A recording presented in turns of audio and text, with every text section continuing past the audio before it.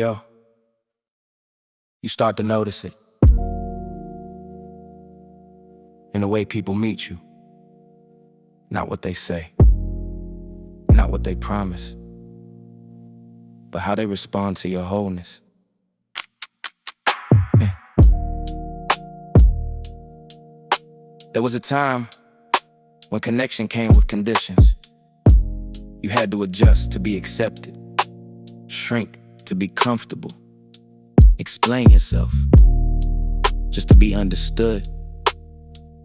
And even when people were close, you still felt a distance, because somewhere in the connection, you weren't fully there. But now, you don't enter relationships as pieces anymore. You enter as presence. And presence does something powerful. It reveals not just who people say they are, but who they are when they're faced with someone who is not splitting themselves anymore. Some people, they rise to meet you. They open, they soften, they become more honest, because your presence feels safe enough to stop performing. And others, they resist it. They try to pull you back into versions of yourself that are easier for them to manage.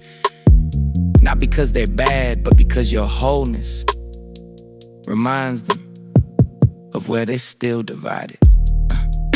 I used to bend just to keep me a tie, lose who I was just to keep them nearby. Now I don't fold, I just show up as me. Whoever can meet it, that's who I'll see. Ain't chasing a vibe that don't honor my truth. Ain't shrinking my light just to fit in the group. If I gotta split just to keep it intact, then I let it dissolve. I don't live like that. I know what it took just to come back whole. I'm not breaking apart just to play a role. If you feel me, you feel me. If not, let it be. I'm aligned with myself, that's enough for me.